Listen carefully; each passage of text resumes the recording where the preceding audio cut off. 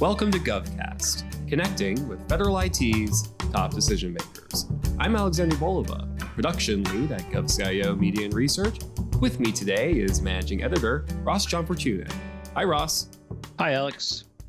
So you had the opportunity to chat with Steve Blank, co-founder of the Gordian Knot Center for National Security Innovation at Stanford. How'd it go?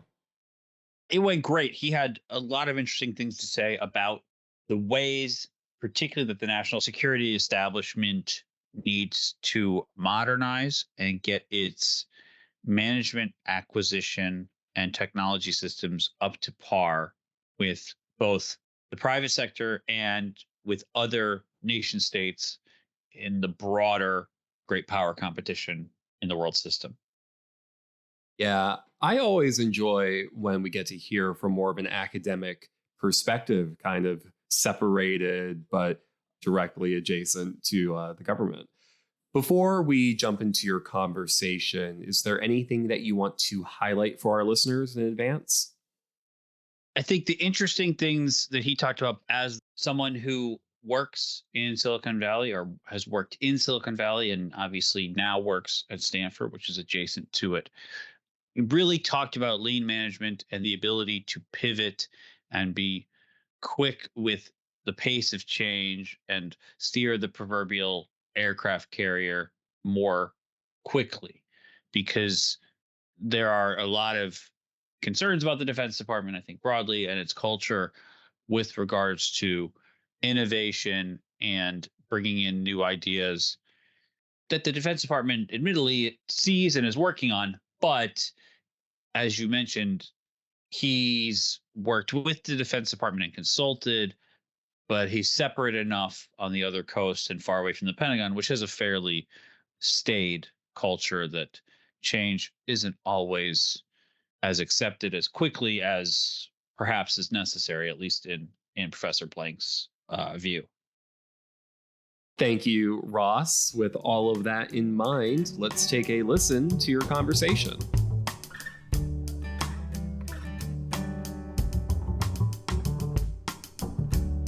Steve Blank is an adjunct professor at Stanford and a co-founder of the Gordian Knot Center for National Security Innovation. His latest class at Stanford University is Technology, Innovation, and Great Power Competition, which is providing crucial insight on how tech will and can shape elements of national power. Welcome to the show. Thanks for having me. Great to be here. The Gordian Knot Center for National Security Innovation at Stanford. Now, you're a co-founder. This is a novel approach at solving these seemingly unsolvable national security challenges. How is the center training the next generation of NatSec leaders and innovators? That's a great question. And probably, if you don't mind, I'd start with what was the motivation to start yet again another center and another university and another national security space. And it just dawned on us that sitting at Stanford, we probably had a unique view of what was happening to the DoD and national security ecosystem writ large. As number one, obviously, we're in the center of technology. And the technologies we were looking at were semiconductors and cyber and biotech and autonomy and drones and, quantum, and the list goes on. And, a good chunk of those are being funded and being built in Silicon Valley, and a good chunk of those are spun out of Stanford. But the other observation is, but a good chunk of them are no longer owned by our FFRDCs that are our federally funded research and development labs or the military labs. And a good chunk of, in fact, a good chunk of those technologies are now available commercially off the shelf, and even more so, a good chunk of them are coming from China. So number one is the DoD was facing a set of technology threats that for the first time in the history of the DoD, the most advanced technologies in the world were no longer owned by the DoD. It's a big idea, because number two is our acquisition and research and engineering ecosystem inside the DoD historically has been inward facing. That is, we talked to our own ecosystem and we were dependent on either our primes or FFRDCs, et cetera, assuming they had the most advanced technology. Our contention was that in some cases that's no longer true. So that was one observation. The second observation was that in Silicon Valley, we tend to build things with speed and urgency, taking risks that are different than obviously you take when the life of a warfighter is on the line. But those methodologies, the lean startup and design thinking and others, actually are, in some cases, applicable to actually building and deploying weapon systems. And the U.S. in the past has actually operated with that speed and urgency.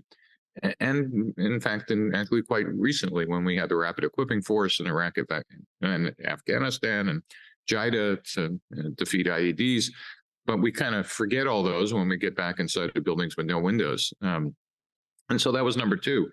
So one was tech, the other was those lean methodologies, and the other third at Stanford is much like other great research universities. We had have a great combination of international policy, but world-class engineering students. And it was that Venn diagram that we thought we could put together to think about these problems. So that's the background to the question you didn't even ask. And so when we started working on this, Admiral Selby, who at the time headed up the Office of Naval Research, was also talking about a way to think about the impact of innovation on the Navy, which he called the small, the agile, and the many. That is not as a replacement to carriers, but as a way to actually complicate an adversary's targeting problems and to create opportunities for ourselves to think about thousands or tens of thousands of autonomous or semi-autonomous things being deployed in Indo-PACOM, which, by the way, we could talk more. It was great to see that Secretary Hicks just announced, kind of unveiled essentially DARPA's Assault Breaker 2, and now is moving it into the Navy and into the DoD. So we thought that would be maybe a great adjunct for the Navy and others. And so the ONR funded our center to start thinking about these things. And so there are two lines of effort inside our center to finally answer your questions. One is an education component. We teach a class called Technology, Innovation, and Great Power Competition, which essentially discusses every one of those issues that I've raised, which was not only the impact of commercial technology, but the organizational design of the existing DoD infrastructure, and why is it so hard to actually not only acquire but actually deploy at scale systems that aren't built by existing primes, and why can't we do it with the speed of our adversaries? And then the second is we have kind of research programs by individual students or teams of students who work on problems of interest, most of them in the South China Sea, but in other places as well. So that's what the Gordian Knot Center does. And what was a kind of a generally vague interest, I think, in the DoD 3-4 years ago when we started talking about that, technology and great power competition has now become front and center as I think everybody now understands that our existing force design can't match or will have a difficult time with what our adversaries, particularly China, has deployed. And we've seen the impact of autonomy and drones and advanced ISR in Ukraine at scale. And I think it's impacting everybody's thinking. So that's what we were thinking about when we started it. I think we've had some world-class lessons on the battlefield to make the point. That gives a lot of good background, a lot of sort of fodder for some follow-up. So I'll start with you mentioning the commercial availability of technology. And I know you mentioned the Ukraine war, and there have been a lot of conversations about some of the technology that is commercially available versus not commercially available. What kind of challenge does the availability of technology to everyone, such as it were, how does that pose a challenge to national security strategy, especially regarding the great power competition? Well, I think let's just pick drones. I think most of the photos have been about airborne drones, but the maritime drones have also complicated the Russians' ability to maneuver in the Black Sea, and the sinking of their cruiser, the Moscow, I think certainly opened everybody's eyes about anti-shipping missiles and their attacks on the bridges in Crimea with autonomous maritime assets. Also made people kind of remember, the Strait of Hormuz, and the Iranians have that by a factor of maybe 100 as a capability as well to shut down a movement of oil. And then the potential of what could be applied in the South China Sea. So these are not advanced, DoD weapon systems costing tens of millions of dollars each. These are pretty much jury-rigged, mass-produced systems. Certainly the Iranian drones and their Russian clones now are kind of cheap and, expendable and attritable, et cetera, whether they're for ISR or attack drones. And I think that's, at least for the Army, that's changed the nature of how to think about what the battlefield looks like. I think we're, also reminded the importance of mines and artillery and tanks still. I don't think they're obsolete. I just think their role has changed quite a bit. So number one, the visible part is drones and autonomy. I think the less visible part is the integration of ISR into an autonomous system or semi-autonomous system that could rapidly target, take that data and rapidly target or retarget on things that are important or to take out. And, with that, I think we've seen an interesting combination of DoD supply chain to Ukraine, but also commercial technology supply chain to Ukraine. It goes without saying, though, I'm sure I'd be mistaken if I didn't mention Starlink, which is essentially the backbone, which isn't owned, planned, or even thought about by the DoD, right? And, SpaceX has put up now close, I guess they just passed 5,000 satellites orbited and maybe 4,000 plus in operations, but also control the line where the Ukrainians can actually get the communications, and where SpaceX has drawn a line that says you can't. It's kind of amazing to see that in the hands of a private company and a single individual. I'm sure that's sending shudders through and causing a lot of sleepless nights inside the Pentagon. I'd love to hear what you think about that with regards to Starlink and the larger conversation around those technologies on the battlefield and in future combats. I mean, essentially, is this something that we're going to see more and more of? Is this the trend that we're going towards, where things like that become so de rigueur because we're talking about basically commercially available tech? So, Starlink is an interesting conversation. I mean, the most visible one is to have a single civilian control, essentially the military backbone for communications and the rest on the battlefield. We kind of look at the Ukrainians and go, holy cow, how they paint themselves into the situation was an amazing plus, but also now turning out to be an amazing limitation.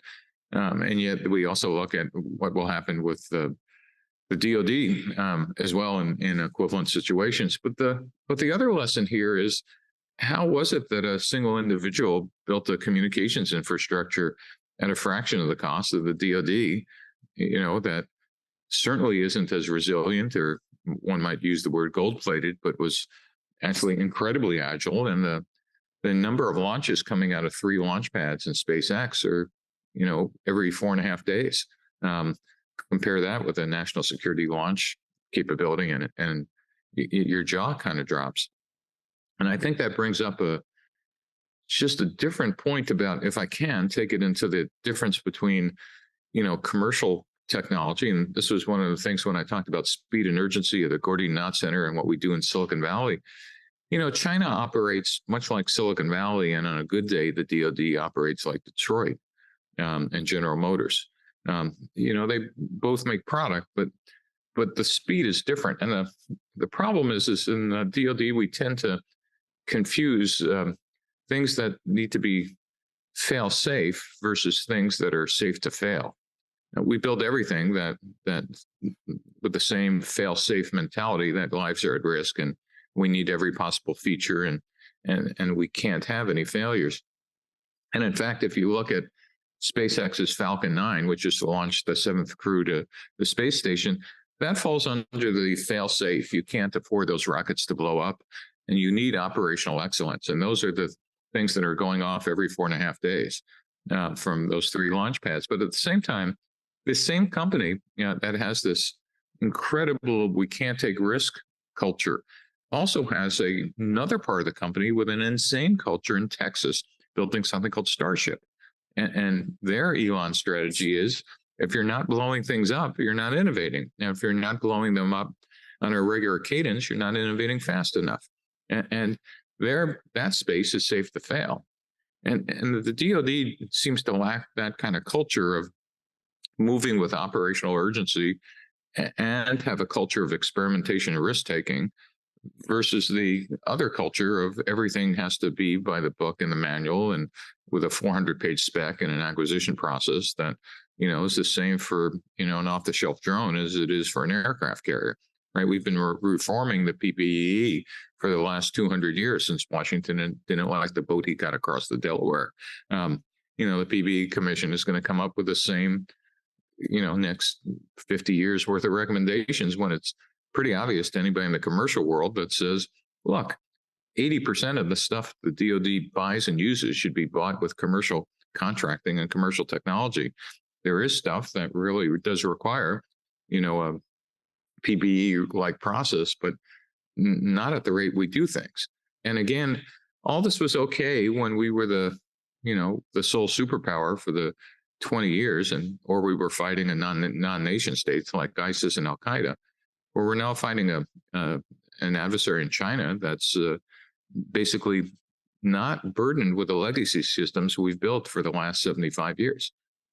For example, carrier strike groups, made sense for 75 years. You projected power and you defended the sea lanes and you supported amphibious landings by having carriers and their air wings and, Aegis destroyers and the rest accompany them. And, tens of billions of dollars per pop for a strike group.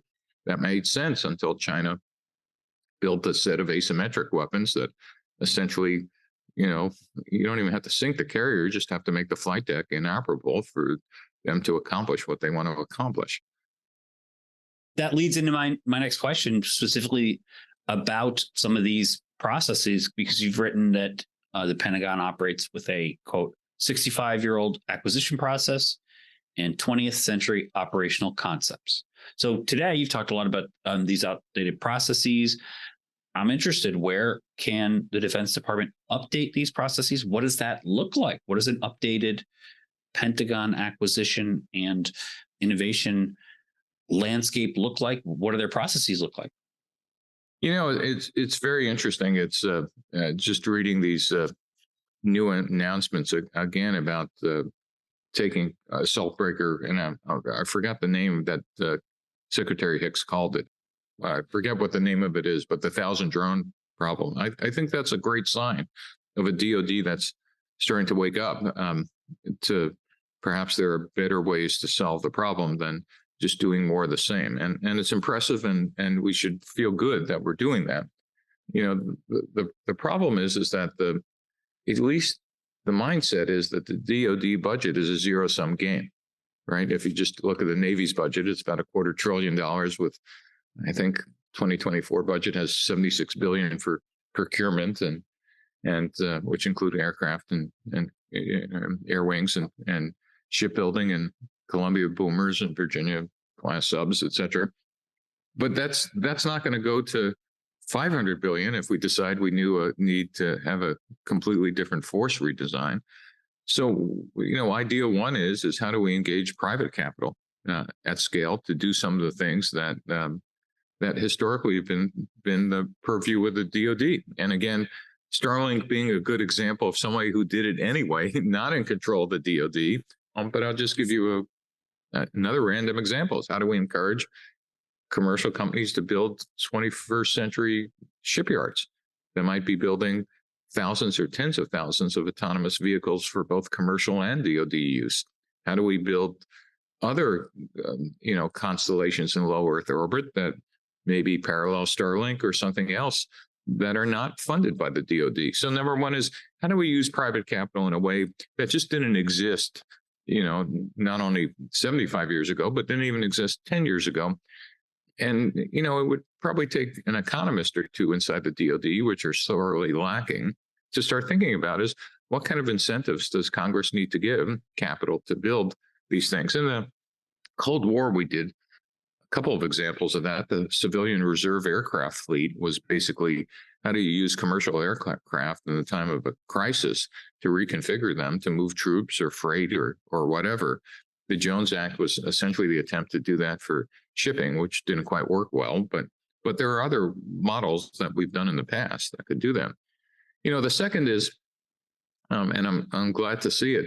We finally realized that Ash Carter's idea about how to connect commercial technology, the DoD, he stood up the organization called the Defense Innovation Unit, and it went through version 1.0 with Ross Shaw, version 2.0 with Mike Brown, and now version 3.0 with Doug Beck. Basically trying to take some of the advanced technology that's being built by startups and funneling them into the DoD. Yeah, I still think there's an impedance mismatch between, at a massive scale and what's going on with startup technology versus what the DoD will budget and deploy. Because the DoD has more demos than anyone on the planet, but it has a real problem in getting them in the hands of the warfighter. And I still don't think we have the right organizational design to do that. And the first test for me, to be honest, is when you're in a crisis, you need to look around and say, are these the right people who know how to operate in a crisis at high speed versus people who know how to operate when we're not in a crisis? And what I mean by that is, in peacetime, we have people who know process and procedure and low risk and low tolerance for dissension and whatever, and crazy ideas. In a crisis or wartime, we tend to appoint very different people, not completely throwing out all the old folks, but bringing in some radical new thinking. But if you look around today, I'd suggest we're essentially still appointing the same people we would have appointed 10, 15, 20 years ago. 20 years of industry experience in the primes, 20 years of X or Y inside the DoD, then you get the same thinking and mindset. It's not that we have bad people or wrong people, but we have the wrong people for the right time. And so, I think the new head of the DIU is a good example of maybe the right person at the right time. But, 20% of the DoD leadership needs to look like that, not the one or two exceptions we're pointing at. And they need to be taking risks because, my observation inside the building is that, well, the closer you are to Indo-PACOM, the more urgent you think these requests are. And the closer you are to the Pentagon, it seems to be business as usual in terms of things we do on a day-to-day basis. I want to dig a little bit into DIU and its recent reorganization, because that is part of, obviously, the innovation ecosystem at the Pentagon. How can it be bigger? How can it be more? How do you see that role? Can you kind of expand on it as you were just talking about? Well, again, the goal of DIU originally was to do what China, Ash Carter, and I think it was 2015 or was it 2013, stood up DIU in the spring, reporting to him, and by the fall, China announced civil-military fusion. And I think it was 2015, because in the last 8 years, China's actually executed on it. I mean, the startups now have party representatives, and they're focused on, national security issues, as well as commercial technology, at least the ones that have dual use. And they've made that a national priority. And the first thing we did was demote it down to R&E, no longer reported to the Secretary of Defense, and basically stiff-armed startups and anybody who wanted to actually sell into the DoD. Instead of having a high-speed pipeline for deployment, we managed to do our best to make sure that none of these new entrants, became think about what it took to have Anduril or Palantir or SpaceX become a semi-prime contractor. It took a billionaire to start each one of those companies. That's insane. But to me, the ultimate test is if you look at the DoD's MDAP list, that is the major defense acquisition programs, and say, how many of them are new entrants? Well, the answer is zero. Well, if it were me, I'd be setting a goal that says, no, in the next 5 years, we're going to have 10 new entrants. And in the next 10 years, we're going to have at least 25% of that list are going to be new entrants. And if not, we're not doing this well. It can't be that there is nothing of interest inside an ecosystem that exists outside the DoD known world. And as I said, I think that goes back to the type of leadership we have. It's not that they're bad or wrong or dumb. They're actually quite smart and quite dedicated to the country, but they don't know what they don't know. It's a different world in the commercial technology world. It operates at different clock speed. It operates with different technologies, and it can't wait years to get a first order. It's just and again, if you had people who came out of that world, they would be fixing a system to actually, as I said, connect the two ecosystems in a way that China has. And we've just failed to do that at the highest level, because at the highest level, we don't have people with that experience. In World War II, the U.S. did something spectacularly unique, which we still operate on, and that is we stood up something called the OSR&D, which is the Office of Science, Research, and Development. It was an incredibly insane idea, which the Vannevar Bush went to President Roosevelt and said in 1940, look, the U.S. military has no idea what's going on outside their labs. I mean, there were exceptions to the Naval Research Lab and a couple others. But in whole, he said, science, this is going to be a technology war. We are going to be in a war, and it will be a war of technology. And the military understands tanks and planes and guns, but doesn't understand technology. And he said, equally important, scientists have no clue what the military needs are. We don't really understand operational concepts. He didn't use those words, et cetera. And he proposed to Roosevelt, something today that you just kind of go, what? He said, listen, the military ought to build guns and tanks and planes, but you ought to have civilians build advanced weapon systems. And I propose, meaning Bush, we set up a whole set of individual divisions to develop radar and electronic warfare and rockets. And, there's a physics problem that's worth funding and whatever. And they created OSR&D. Roosevelt agreed. And basically, Bush took 10,000 university professors and their grad students, kept them as civilians, and had weapon systems development occur in Harvard and MIT and Caltech, et cetera. And these groups built the prototypes. Today, we would call them minimum viable products, and then had industry build them at scale.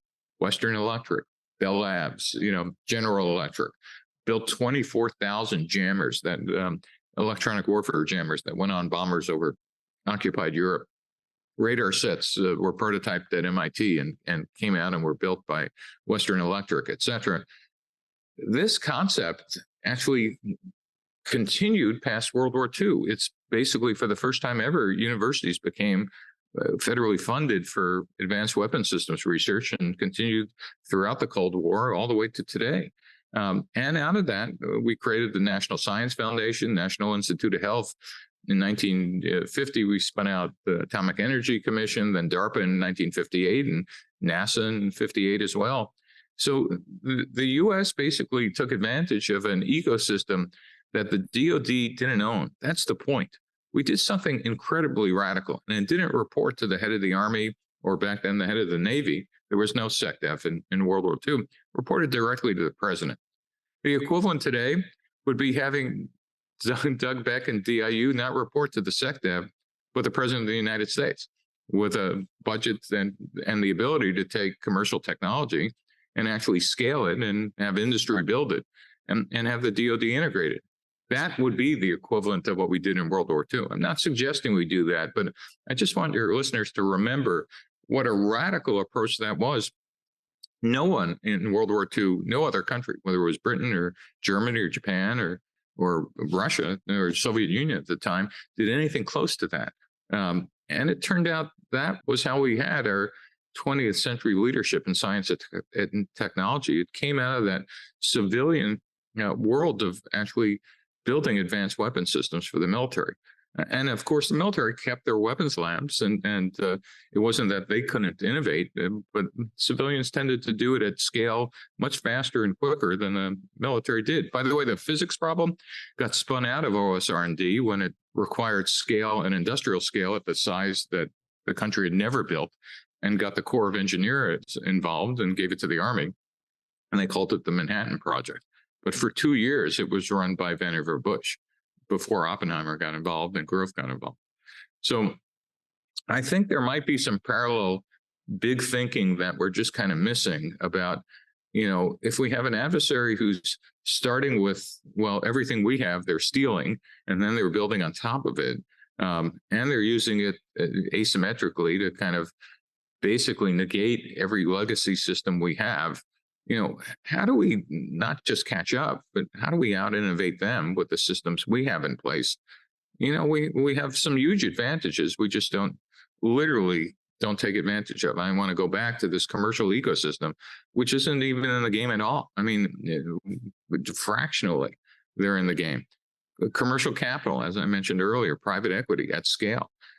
We have a whole ton of opportunities that we just simply seem to lack the imagination and maybe experience to figure out how to take a whole of nation approach to deal with an adversary that's already taken a whole of nation approach.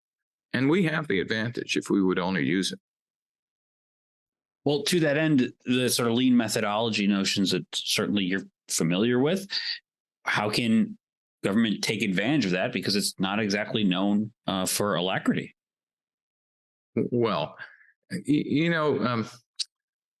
one of the most amazing things, and so I'm going to answer your question with another long soliloquy. The amazing things for me in DOD was General Berger's Force Redesign 2030. His staff came up with a pretty radical notion, which started with just a simple set of observations, which said, hey, remember all those World War II movies with the Marines hitting the beach on those LSTs and it looked great and whatever? We essentially have that same force, with modern equipment and whatever, and our operational doctrines and our force design. It kind of looks the same, but more modern. And they asked, is that the problem we're facing? The answer was no, we're not facing that problem. We're facing a much different problem. And to be fair, they just didn't say, let's get rid of ships and tanks and whatever. They said, let's run a series of war games and simulations and studies for a couple of years before they made a set of suggestions that says, look, we're not even looking at the problem correctly. And when we do look at the problem, that is, what's the state of the world and what do we need to, and by the way, we're not the pacing folks anymore. China's the pacing folks with islands in the South China Sea and everything they built on the Parcel and Spratly Reefs and other places. That's where the fight's going to be. What do we got to take it to them? And they looked around and said, well, we need to divest this equipment and we need to acquire these things and we need to come up with some new doctrine and new operational concepts and let's move with speed and urgency. And I don't have to tell your listeners what a S show that ended up as being when everybody who did watch those World War II movies or were steeped in the last doctrine said, no, that's not right. And gee, if you do that for South China Sea, what are we going to do in Iran or Gulf of Hormuz or other places we need to be? All right things, but I think Berger got it right at the high order bid, which was, let's step back and figure out, are we still doing things that match the current threat, or are we doing things because we want the world to be like when we used to own it? We no longer own it. But, and again, I keep picking on Indo-PACOM because it's the most visible thing for me, is that used to be an American lake. If you really just look at the publicly available data, our current aircraft on carriers won't have the legs to spend much time. If you look at the range of an F-35 or F-18, if the fight's over Taiwan and their A2AD system is as good as we think it is, that's going to be a really interesting problem, getting manned aircraft into the battle and having them be able to loiter for a sufficient amount of time. And all those things, I think, are necessary for the Navy to start thinking about what's their equivalent of a force redesign. Yeah, so one of the other things, if you think about, again, I keep going back to Navy budget, $250 billion, $76 billion for procurement. And, you then go ask, well, what are the biggest line items in the Navy procurement budget, just as an example? And then you go, well, wait a minute, we have Columbia boomers in there, right? As SSBNs or ballistic missile submarines. I tend to glibly but seriously say, well, these are use once items, right? And if you use them once, we're all screwed and we're not going to be worried about anything else.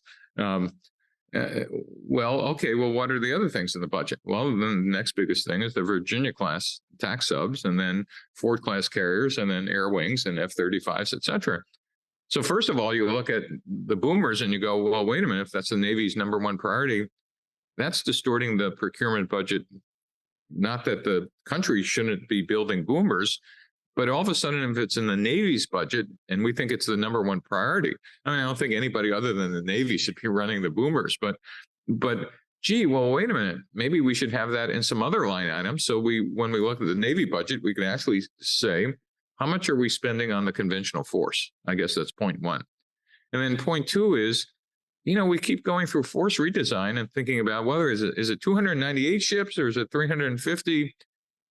To be honest, if you go back and think about the problem we're facing, it should probably be 25,000, right? And I'm just throwing that out there to make the point that it's not 1,000 drones that Kath Hicks just talked about, and it's not whether we have 11 or 12 carriers. It's what's the force redesign look like to match the threat that we already have, not the one we wished we had. And that's a much different conversation that people are having a real, and again, I use Berger as the example. That was a small piece of what the Navy needs to have as a very hard conversation. What force are we building for what problem do we think we need to solve in both Indo-PACOM and in the Indian Ocean and in other places that we face threats? And I think Congress has kept going back. That says the answer of a couple hundred ships might not be the right answer for a 21st century Navy. And let me be absolutely clear. It's not that I don't think we need carriers or boomers or attack subs or whatever, but if the number is measured in hundreds of ships, I don't think we got the message yet. I think the message is that there needs to be a budget and a force design that are measured in thousands or tens of thousands of things, and not just shiny objects like Assault Breaker 2. And I don't mean to denigrate the massive amount of work and thinking that DARPA put in it, but it's still a fraction of what we're spending on conventional forces. And the thinking ought to be at the same level that the Marines put into, well, what is the state of the threat? And how do we project power when our adversaries have decided to negate our conventional ways of doing that? That's a long way of saying, I think we need a lot more thinking publicly and privately about how we're spending our money. Now, the not the bad news, but just it is what it is that Congress is coin operated, meaning you insert coins and they'll vote. I mean, obviously they all care about the country, but they also seem to care about getting reelected. And if you look at the major donors to the House and Senate Armed Services Committee, what a surprise. There are the existing primes and everybody else. And again, I don't mean to pick on Huntington and Ingalls or General Dynamics, but if we told you tomorrow that, like, well, instead of building these 1,000-foot ships, you now are 500-foot boomers, you're now building tens of thousands of autonomous things, you don't have the shipyards or the people or the architecture or the skill set to go do that. Those will probably be new entrants that you might acquire later. And in hindsight, you probably should have been funding on day one along with private equity. But that's a whole different architecture from the existing primes and contractors who over their dead body will decide that it's kind of like the horseshoe suppliers and the cavalry and the horse suppliers and whatever in the 1920s when, Patton was trying to get the Army to move to tanks. There was a whole set of, seriously, there were horse suppliers who were the major donors to Congress saying, we still need a cavalry.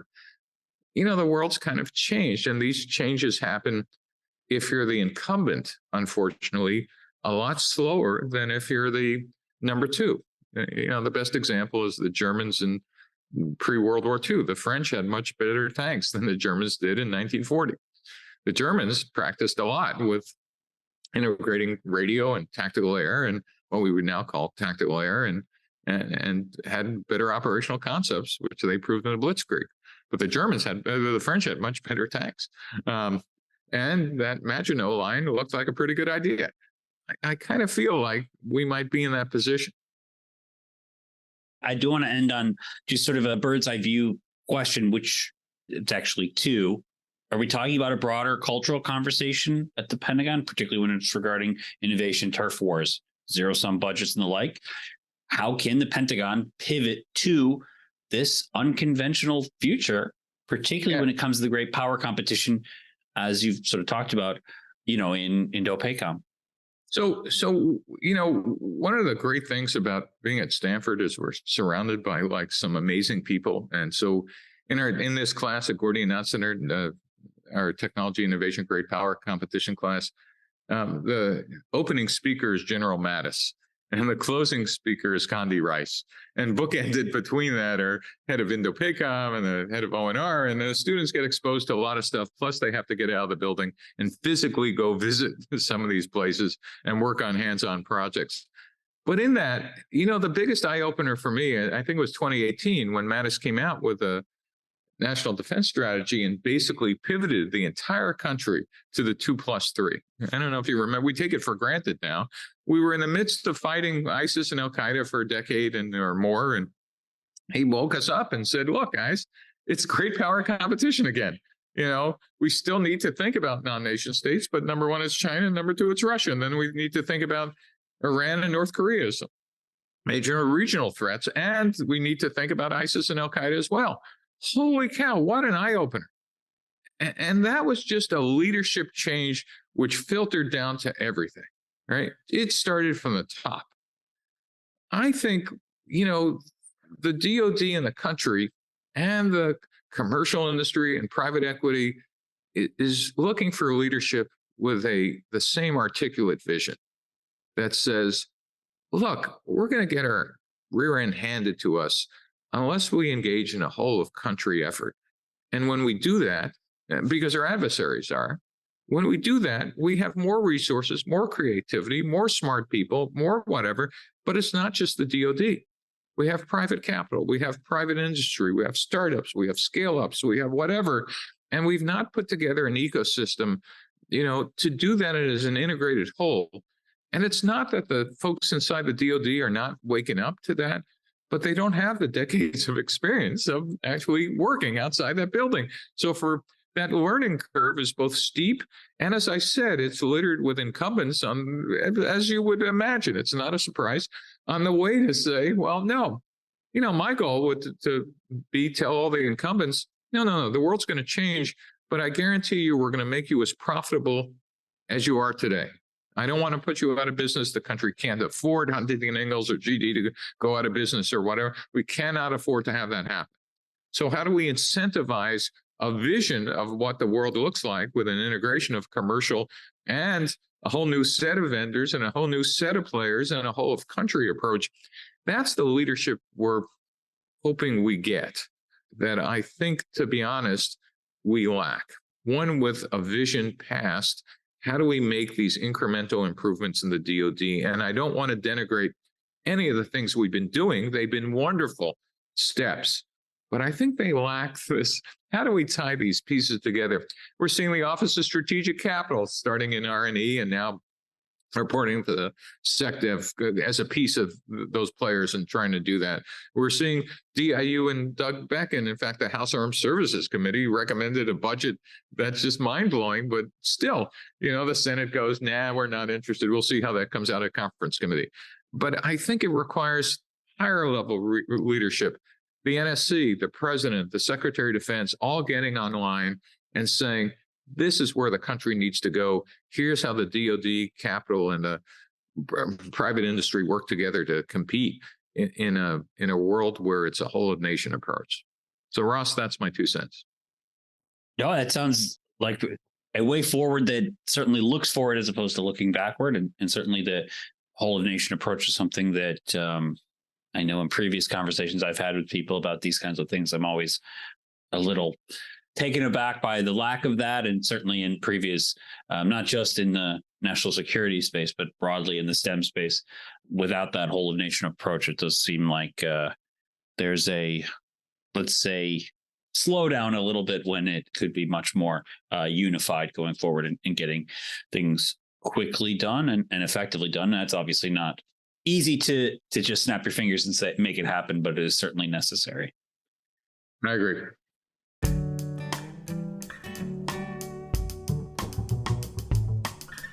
GovCast, along with HealthCast and Cybercast, is a production of GovCIO Media and Research. For more podcasts and to check out the other shows, head to govciomedia.com. Watch out for new episodes released every Tuesday and Wednesday across our shows. You can follow all of them on your favorite podcast platform. And if you like what you heard, make sure to let us know by leaving a review. And if you have any topics you think we should look into, contact us at newsletter@govcio.com.